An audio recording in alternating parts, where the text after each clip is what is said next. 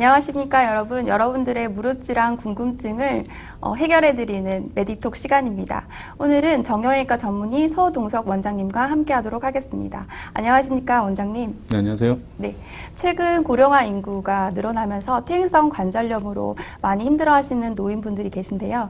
그래서 인공관절 수술을 많이 하고 계십니다. 그런데 퇴행성 관절염의 원인이 무엇인지, 그 단계가 어떻게 되는지, 그리고 또 수술 방법밖에는 없는지 궁금합니다. 그 퇴행성 관절염은 사실 뭐 움직이고 있는 모든 관절에서 발생하고 있는데 체중을 지탱하는 하지 관절에서 좀 더 많이 발생하게 되고요.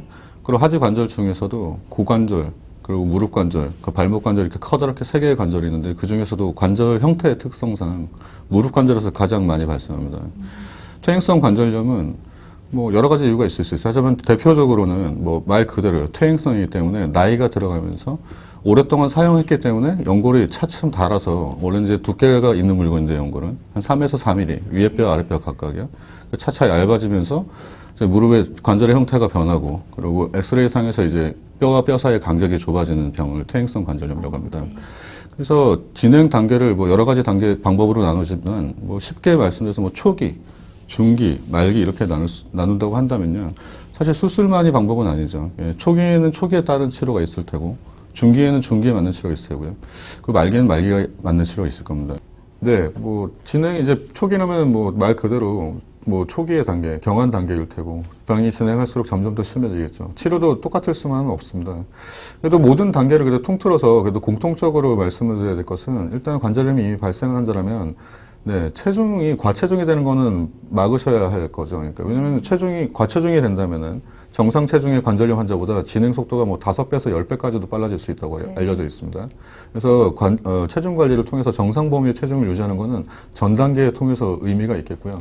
그래서 이제 그런 걸 하려면은 뭐 그 무릎에 도움이 되고 안전한 운동들, 뭐 자전거나 아니면은 허벅지 근력 강화 운동 같은 것은 모든 단계에 공통적으로 환자분한테 알려드려야 되는 기본적인 치료 중에 하나겠고요. 근데 이제 그 실제로 그런 거는 뭐 항시 본인이 알아서 하는 정도의 이제 스스로 하는 치료고요. 이제 그런 치료들로 부족해서 병원을 찾게 됐을 때는 이제 의사들도 기수에 따라서 나누어서 치료해야 되겠죠. 하지만 다들 처음에는 당연히 안전하고 부작용이 적고 아프지 않은 치료부터 하는 겁니다. 그래서 약물 치료나 물리 치료 같은 것이 우선이 될 테고요.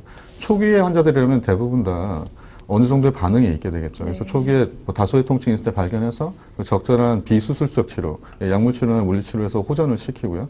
그리고 아까 말씀드렸던 기본적인 관리를 통해서 증상을 다스리면서 진행하지 않게 막는 쪽으로, 그럼 본인의 스스로 노력이 더해지면, 그럼 뭐 효과적으로 초기의 관절염은 다스려질 수 있겠습니다. 하지만 이제 구체적으로 관절이 이제 닳아서 중기까지 진행해서 실제로 연골의 양이 정상보다 현저하게 줄어들었을 때는 그 정도의 치료로서 물론 반응이 있는 경우도 있지만 없는 경우도 생겨나게 되거든요. 그러면 뭐 비수술적 치료에 반응이 없다면 수술적 치료를 하게 되는 경우가 있어요. 관절염의 치료하고 전부 다 그 수술 치료가 인공관절밖에 없는 건 아니거든요. 뭐 작은 수술도 있고 큰 수술도 있는 거죠. 그 중간 단계 환자들이 약물 치료나 그 물리 치료에 듣지 않았다면은, 하지만 생활을 이어가기 힘들 정도의 고통이 이어진다면은 수술 치료를 고려할 수 있습니다. 그래서 뭐 가장 흔하게는 관절 내시경으로 치료를 고려할 수 있겠고요. 그리고 최근에 나온 줄기세포 치료도 고려할 수 있겠고요. 그리고 이것은 좀 더 전문적이고 자세한 얘기입니다만은, 중간 단계 환자에서 아주 대단히 낫지 않고 다리의 변형이 심한 환자라면 다리의 모양을 바꾸는 휜다리 교정술이라는 치료가 중간 단계 환자들에서 적용이 되는 경우도 있습니다. 그리고 이제 거기는 이제 중간 단계 환자들에는 그런 기본 치료 외에도 내시경이나 아니면 줄기세포 치료나 그 휜다리 교정술이 적용될 수 있다면은, 근데 말기로 넘어간 자들은 또 치료 방법이 또 달라지게 되겠어요. 역시 뭐 기본 치료가 반응이 있다면요, 그렇게 지내셔도 되겠지만 아무래도 그렇지 않을 확률이 많아집니다. 연골이 거의 아예 없는 단계가 되니까요. 그럼 이 단계에서는 뭐 대표적인 수술적 치료 방법으로 인공관절 치료가 있겠죠. 그래서 뭐 거의 어떤 정도로 심한 관절염 환자가 오시더라도 인공관절은 거의 그 궁극적인 치료처럼 대부분의 심한 관절염은 다 해결할 수 있어요. 그래서 뭐 관절염이 왜 말기가 되었다고 낙담을 하실 게 아니라 이것은 나을 수 있는 병이라는 걸 알고 예, 치료에 임하시면 좋을 것 같습니다. 네, 저희 연세사랑병원에서 외래 환자와 입원 환자를 대상으로 무릎 질환에 대한 궁금증을 받았고 또 사연을 받았습니다. 이걸 가지고 원장님과 함께 이야기를 해볼 텐데요. 첫 번째 사연을 알려드리겠습니다. 네, 첫 번째 사연입니다.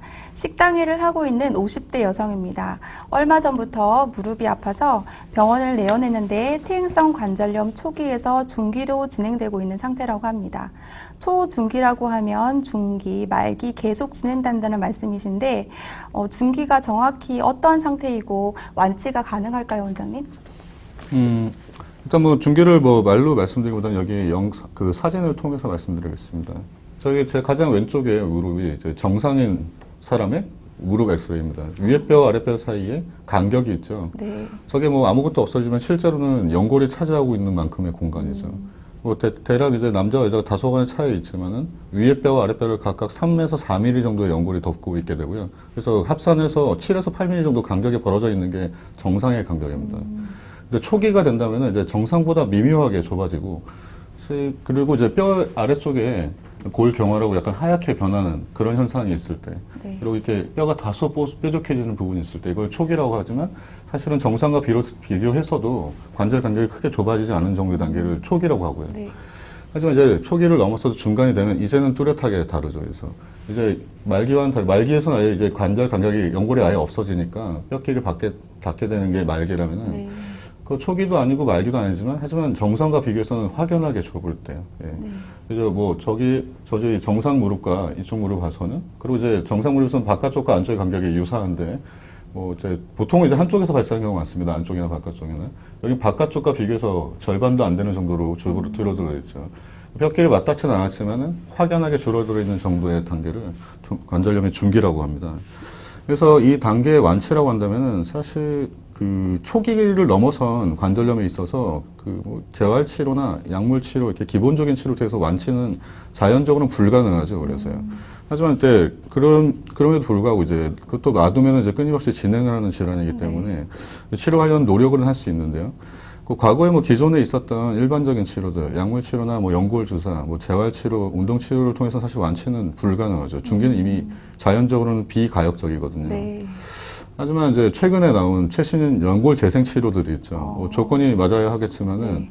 뭐 줄기세포 치료나 뭐 네. 아니면은 뭐 성장인자 치료 이런 것들을 통해서 연골의 재생을 시도해 볼 수 있고요. 네. 여러 가지 조건이 맞고 환자가 잘 선별됐을 때 중간 단계에 접어든 관절염도 이제는 완치 또는 근치, 거의 완치에 가까운 단계로 만드는 거를 시도해 볼 수 있는 경우들이 많이 생겼습니다. 네. 네. 그럼 지금 중기 상태에서는 줄기세포 치료도 가능하다 말씀이신 거죠? 그렇죠. 네. 아, 보통 이제 그 줄기세포 치료는 뭐 여러 가지 단계에서 적용할 수 있지만요. 그 보통은 연골이 어느 정도 남아 있을 때 해야 의미가 있고 결과도 통상적으로 더 좋습니다. 네. 이제 말기가 되었을 때는 이제는 사실 이제 여기 엑스레이 보시다시피 간격이 아예 없지 않습니까? 연골이 아예 없다는 건 엑스레이만으로도 알 수 있죠.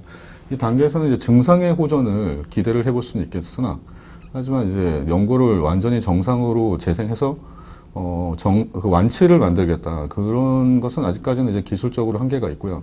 하지만 중간 단계에서는 적절한 환자 선별을 통해서 거의 정상에 가까운 단계까지 연골 재생도 이제는 기대해 볼 수 있는 시점까지 기술이 발전해 있습니다.